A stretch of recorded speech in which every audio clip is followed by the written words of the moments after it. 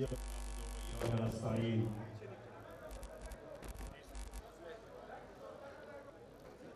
आसिफ आपका शुक्रिया अदा करता हूँ कि पहले आप और फिर ये जो आपने बड़ी जेनरस कंट्रीब्यूशन दी शौकत खानम को, मैं दोनों के लिए आपका शुक्रिया अदा करता हूँ। मैं सियालकोट बार आपका शुक्रिया अदा करता हूँ कि आपने मेरी इज्जत की, मुझे ऐसा इस्तकबाल दिया, मैं आपका शुक्रिया अदा भी करता हूँ।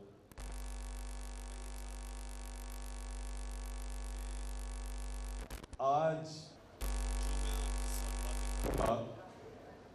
ये आपने ऐसे समझना है कि वो पाकिस्तानी आपसे बात कर रहा है जिसको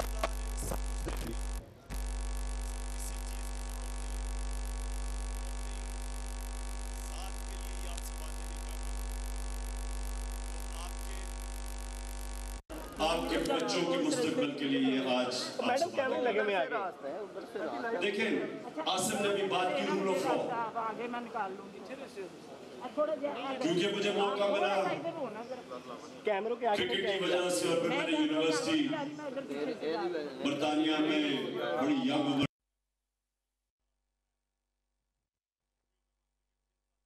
कई सालों तक सर्दियों में पाकिस्तान गुजारता था। जगह ही नहीं है आगे, कहाँ जाएंगे?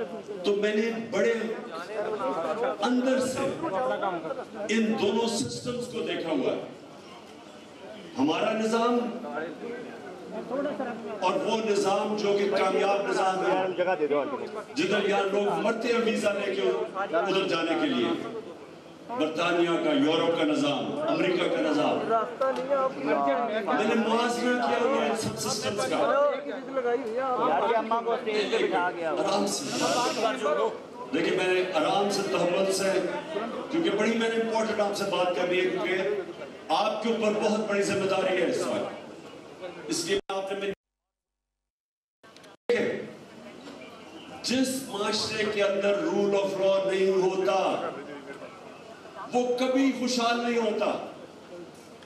ये जो कहते हैं ना कि खुशहाली आ जाएगी, मैं लाहौर को पेरिस बना दूंगा, मैं एशियन टाइगर बना दूंगा पाकिस्तान को, क्यों नहीं बना अभी तक? बन ही नहीं सकता। देखिए, अल्लाह का हुक्म है कि मेरी जमीन पे इंसाफ कायम करो। इब्ने खालदून, जो मॉडर्न हिस्ट्री का बाप समझा जाता है, सिर्फ हमारे मुसलमान दुनिया में नहीं, मगरिब में इब्ने खालदून को मॉडर्न हिस्ट्री का बाप समझा जाता है। वो कहता है कि मैंने जितना अपना दीन स्टडी किया, कुरान स्टडी की, इस्लाम को स्टडी किया, मैं एक नतीजे पे पहुंचा हूं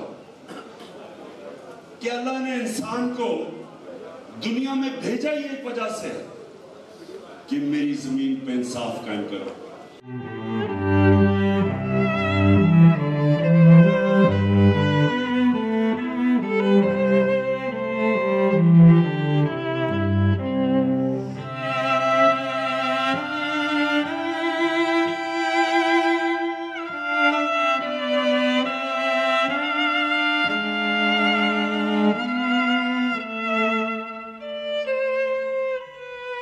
सबसे ज्यादा व्यूज, सबसे ज्यादा रील्स और सबसे ज्यादा रेटिंग के साथ बोल अब भी नंबर 1 पोजीशन पर बरकरार। सब्सक्राइब करें और बेल दबाएं ताकि कोई खबर रह न जाए।